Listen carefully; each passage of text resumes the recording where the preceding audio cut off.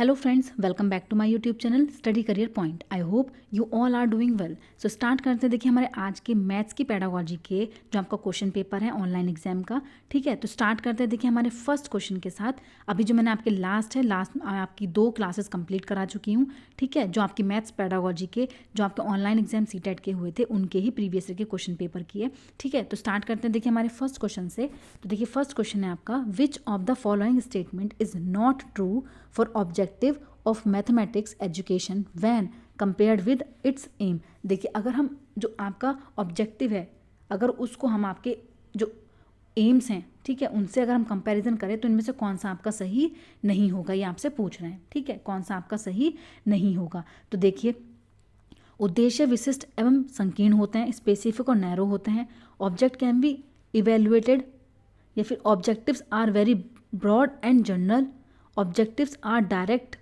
And concern with teaching learning process. तो देखिए object are direct and concern with, तो उद्देश्य सरल और शिक्षण अधिगम प्रक्रम से संबंधित होते हैं, बिल्कुल सही है। उद्देश्य अति विस्तृत और सामान्य होते हैं। तो देखिए जो ऑब्जेक्टिव है आपका वो क्या होता है, वो आपका वेरी ब्रॉड एंड जनरल आपका नहीं होता है। तो यहाँ पर जो आपका ऑप्शन नंबर 3 हो जाएगा वो आपका बिल्कुल यहाँ पर सही हो जाएगा, ठीक है। ऑप्शन नंबर 3 ये पूछना है कि कौन सा नहीं है, तो देखिए कौन सा नहीं है आपका, ऑप्शन नंबर 3 आपका नहीं है। देखिए विशिष्ट और संकीर्ण भी होता है, ठीक है, उसको वैल्यूएट भी किया जा सकता है, ठीक है। तो यहाँ पर ऑप्शन नंबर 3 जो होगा वो बिल्कुल आपका सही हो जाएगा। यहाँ पर नॉट पूछ रहे हैं आपसे, ये आपका नहीं है, ठीक है। चलते हैं देखिए नेक्स्ट पर। नेक्स्ट क्वेश्चन है, संख्या में कम वस्तुओं को बिना गिने तुरंत सही संख्या बताने की योग्यता को निम्न में से क्या कहा जाता है। देखिए संख्या में कम वस्तुओं को बिना गिने तुरंत सही संख्या बताने की योग्यता जो होती है वो आपकी क्या होती है, वो होती है आपकी सबटाइजेशन। क्या होती है आपकी सबटाइजेशन, ठीक है। चलते हैं देखिए नेक्स्ट पर। नेक्स्ट क्वेश्चन है आपका, देखिए निम्नलिखित में से कौन सी शिक्षण अधिगम सामग्री या सामग्रियों का उपयोग 4 भुजाओं के बहुभुज की आकृति में परिवर्तन को प्रदर्शित करने के लिए किया जा सकता है। तो देखिए किस चीज़ का आपका किया जाता है, 4 भुजाओं के बहुभुज की आकृति में परिवर्तन को प्रदर्शित करने के लिए। तो आप ग्राफ पेपर का यूज़ कर सकते हैं, ठीक है, जियो बोर्ड का आप यूज़ कर सकते हैं, स्केल का आप यूज़ कर सकते हैं, लेकिन कैलकुलेटर का यूज़ यहाँ पर नहीं होगा, ठीक है। तो ऑप्शन नंबर ए, बी और डी आपका जहाँ पर भी होगा वो आपका सही हो जाएगा, ठीक है। चलते हैं देखिए नेक्स्ट पर। नेक्स्ट है, देखिए राष्ट्रीय शिक्षा नीति 2020 के अनुसार कक्षा फर्स्ट से पूर्व प्रारंभिक बाल्यावस्था अवधान एवं शिक्षा ECCE का उद्देश्य क्या होना चाहिए। तो देखिए ECCE का उद्देश्य जो है वो आपका क्या होना चाहिए, तो वो आपका क्या होना चाहिए, शिक्षार्थियों में परिकलन कौशलों का विकास करना। देखिए कंप्यूटेशन हमें नहीं बच्चों के अंदर बढ़ाना है, ठीक है। To make children learn to write numbers name, सिर्फ नंबर नेम्स लिखने के लिए। To make children learn counting and multiplication table, सिर्फ टेबल याद कराने के लिए। लेकिन यहाँ पर जो उद्देश्य होता है आपका ECCE का, तो वो उद्देश्य आपका क्या होता है, शिक्षार्थियों में मूल गुणन कौशलों का विकास करना, ठीक है। ऑप्शन नंबर 2 आपका बिल्कुल सही हो जाएगा। चलते हैं देखिए नेक्स्ट क्वेश्चन पर। देखिए नेक्स्ट है, निम्नलिखित में से कौन सी युक्ति कक्षा में गणितीय संप्रेक्षण की वृद्धि के लिए सर्वाधिक उपयुक्त है। तो देखिए कौन सी आपकी सर्वाधिक उपयुक्त है, तो देखिए जब भी विद्यार्थी स्वयं समस्या को हल करते हैं तब शिक्षक श्यामपट्ट पर सही उत्तर लिखता है, यह आपका सर्वाधिक उपयुक्त होगा, ठीक है। शिक्षक विद्यार्थियों को समस्या के समाधान में छुटे हुए चरणों को लिखने के लिए कहता है, ठीक है। उसके बाद आपका शिक्षक विद्यार्थियों को समस्या हल करने की अपनी युक्ति को समझाने के लिए प्रोत्साहित करता है, या फिर शिक्षक गणित की कक्षा में केवल सटीक संप्रेक्षण पर बल देता है। तो देखिए केवल तो यहाँ पर नेगेटिव हुई तो आपका कट ही जाएगा, ठीक है। तो यहाँ पर जो आपका सही आंसर है वो आपका क्या हो जाएगा कि शिक्षक जो है विद्यार्थियों को समस्या हल करने के लिए अपनी युक्ति को समझाने के लिए प्रोत्साहित करता है, ठीक है। ये आपका बिल्कुल सही हो जाएगा। चलते हैं देखिए नेक्स्ट पर। नेक्स्ट है, which of the following term are undefined in mathematics. देखिए कौन सी टर्म जो होती हैं वो आपकी अनडिफाइंड होती हैं मैथमेटिक्स में। तो देखिए लाइन आपकी अनडिफाइंड होती है, पॉइंट्स आपका अनडिफाइंड होता है, ठीक है। नेचुरल नंबर्स भी आपके क्या होंगे यहाँ पर अनडिफाइंड होंगे, लेकिन जो डायगोनल्स ऑफ स्क्वायर है यहाँ आप बता सकते हो, ठीक है।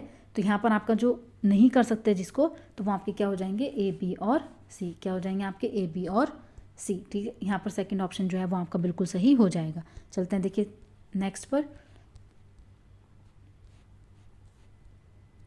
देखिए नेक्स्ट है, एक ग्राहक सब्जी विक्रेता के पास सब्जी खरीदने जाता है वह 80 किलोग्राम के हिसाब से 650 ग्राम पालक खरीदता है।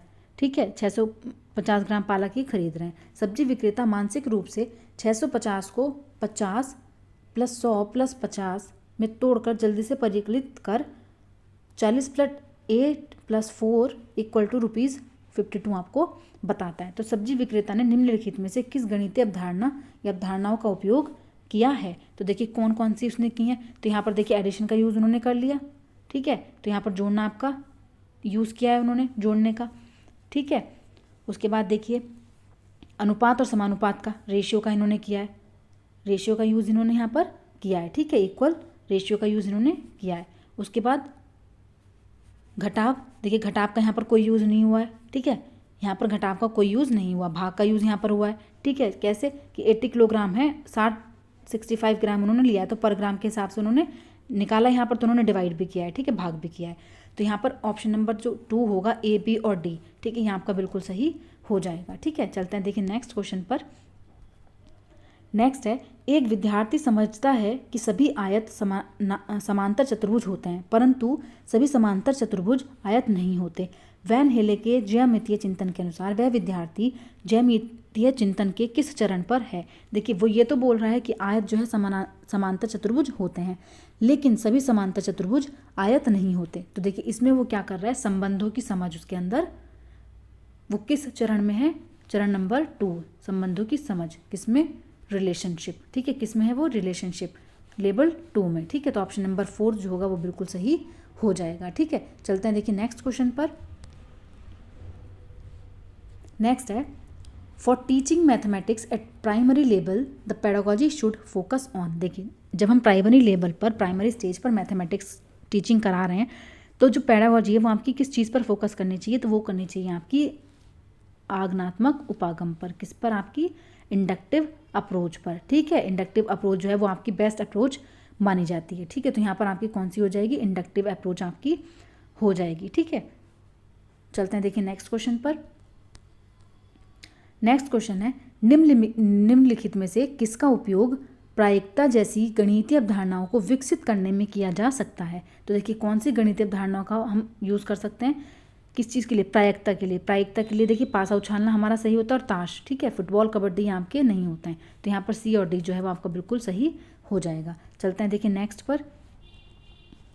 नेक्स्ट है, राष्ट्रीय पाठ्यचर्या रूपरेखा 2005 के अनुसार प्राथमिक कक्षा की एनसीईआरटी पाठ्य पुस्तकों में भोपाल यात्रा, कमांड बेचने वाला इत्यादि जैसे पाठ देने का सर्वाधिक उद्देश्य आपका क्या है? तो देखिए एनसीईआरटी पुस्तकों में ये जो आपके टॉपिक हैं, इनको देने का आपका जो सर्वाधिक उद्देश्य है वो इनका क्या है?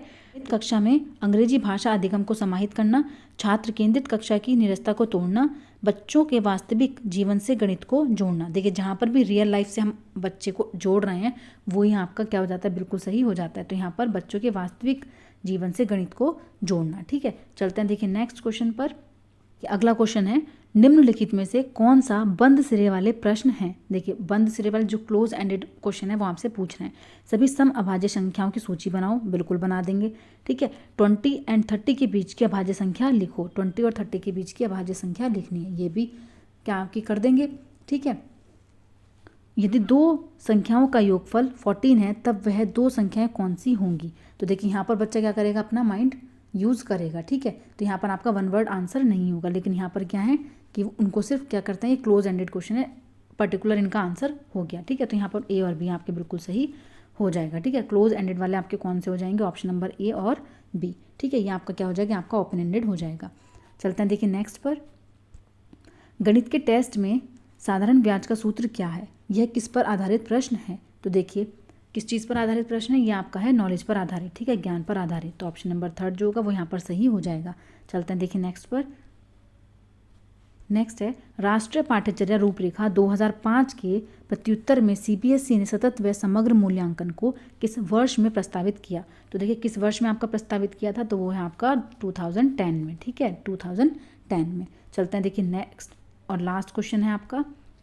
देखिए डेल्मा कक्षा 2 की एक छात्रा ने घटाने का प्रश्न निम्नलिखित प्रकार से हल किया। तो देखिए डेल्मा की घटाव की विधि के संबंध में निम्नलिखित में से क्या सर्वाधिक उपयुक्त है? तो देखिए यहाँ पर उसने क्या किया? 7 में से 4 को घटा दिया है, ठीक है। यहाँ पर आपका क्या किया, 6 में से 2 को, ठीक है। तो इसका मतलब यहाँ पर वो उसको क्या प्रॉब्लम हो रही है कि वो इस क्वेश्चन को इस तरीके से सॉल्व कर रही है। तो देखिए डेल्मा ने घटाते हुए एक लापरवाह त्रुटि की है। डेल्मा जानती है कि घटाया कैसे जाता है। डेल्मा बड़े अंक में से छोटे अंक को घटा रही है, या फिर डेल्मा को समान प्रकार के और प्रश्न हल करने के लिए दिए जाने चाहिए। तो देखिए यहाँ पर जो डेल्मा है वो आपकी क्या कर रही है, तो वो बड़े में से छोटे को घटा रही है, ठीक है। तो डेल्मा बड़े अंक में से छोटे अंक को घटा रही है, ठीक है। तो ऑप्शन नंबर 3 जो है वो आपका बिल्कुल सही हो जाएगा। तो आज का सेशन आपका यहीं पर कंप्लीट होता है मैथ्स का, ठीक है। मिलेंगे आपके नेक्स्ट क्वेश्चन पेपर के साथ, ठीक है। अगर मेरा सेशन आपको पसंद आया तो प्लीज़ मेरे चैनल को लाइक कीजिए, सब्सक्राइब कीजिए और शेयर कीजिए। Thank you.